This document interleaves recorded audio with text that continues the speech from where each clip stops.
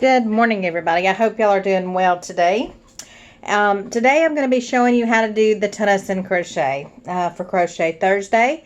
I just learned this stitch myself and I really like it. I like how closely knit it looks. It doesn't look like a crochet stitch, but it is. It is very, very close together. It is a little bit time consuming because you're doing several stitches at once. But I had made these Christmas gloves. Just fall colored gloves, and I'm going to show you just basically how to do your Tunisan crochet. I have chained 15 foundation stitches, and I'm going to show you how I have pulled them up. So basically, once you get your chains, you're going to stick your hook into your chain. You're going to yarn over and pull it through and lift it up. That's all you're doing on the first row. Stick it into your chain, yarn over, pull it through, lift it up. This is just a longer regular crochet hook. It is great for the Tunisan crochet if you're doing something small like the fingerless gloves or a scarf. Now, I would not recommend this one if you are going to do a blanket. If you're going to do a blanket, get the one that has the extender on it and has the piping with the tip on the end that closes it off to make your crochet longer. It looks like a really huge knitting needle, except it has the crochet hook on one side and then the connector piece, and that stops. So again, we're going to go into the next chain and pull up a loop. All right, then we're going to do it one more time on the last loop. Go into the hole, pull up the chain.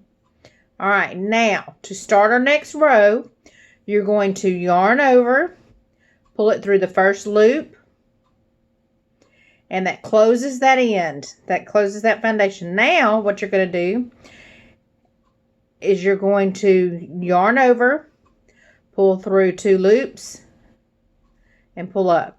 Yarn over, pull through 2 loops, and pull up. And we're going to do this for the rest of the remaining row. Yarn over, pull through 2, yarn over, pull through 2, yarn over, pull through 2, and so on till we get to the end of the row. And come a little closer so you can see, pull it through. I really wish you could see from this side, but it's hard to record myself from this opposite end because I can't hold the camera myself. So basically, again, yarning over, pulling it through 2 each time. Then you go through those last 2 and you're ready for the next row. Okay, this is the back of the stitch. Let me show you the front.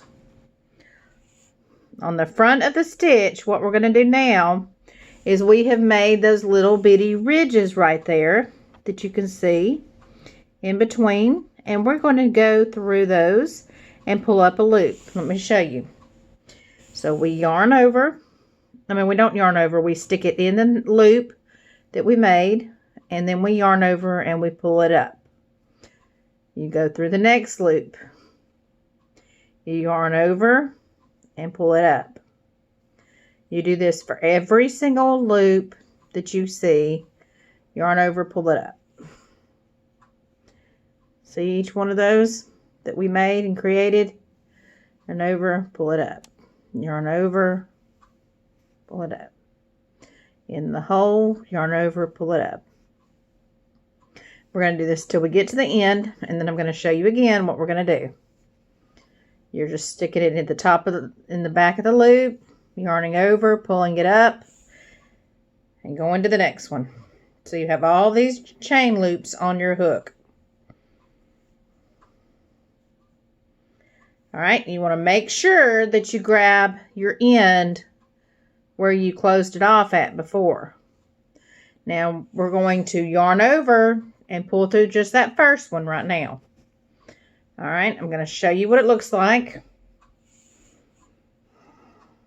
The front is nice and even and smooth and looks like this stitch. These loops are what we're going through each time. Now the back looks like a pearl when you're knitting. Okay, And now we yarned over and pulled through that 1. Now we're going to yarn over, go through 2, yarn over, go through 2, just like what we were doing before. And that stitch we just went through where we chained up, that's what's making the next row for us to go behind to pull up for the next one. And you'll be able to see it more defined on this time. I'm going to show you so you'll know. There's lots of videos out there on YouTube that you can check out, because that's where I go when I don't know how to do a crochet stitch and I want to learn. Let me pull that up so I don't lose what I'm doing. Okay. So each one of those little swirls in the middle is what you're going behind when you do it. And once you're done, what I did is I made my rows and made the 2 colors like I wanted. Then I turned it right sides together and I stitched the top part and I left a hole for my thumb, and then I stitched the rest. And so you can see this is wrong sided anyways, like I was saying. You can see how it is. So you've got this pretty edging up here at the top with the Tunisan crochet. And you can make fingerless gloves out of almost every stitch. And here we have the right-sided one. And I just stitched, like I said, while it was inside out, where I did the slip stitching. Very, very pretty. I'm going to fix this one and turn it back right-sided so you can see the finished product. And like I said, it's just a very, very close-knit stitch. There's no holes like some of our other patterns leave a nice little space. This one does not. It is just very, very tight, and it makes these beautiful gloves. And that is it, guys. I hope y'all enjoyed it. I hope you understand it. And like I said, if my directions are not good enough, you can of course check it out online and find it. And these make wonderful gifts for Christmas, stocking stuffers, what have you. You can make a cute little hat to go with it. I have not figured out how to do a Tunisan crochet beanie hat yet. But of course, you know, that's probably on my to-do list. But I think a blanket out of this would be gorgeous. If I decide to do one, I will let you know. But I've got to go buy that special hook if that's what I do.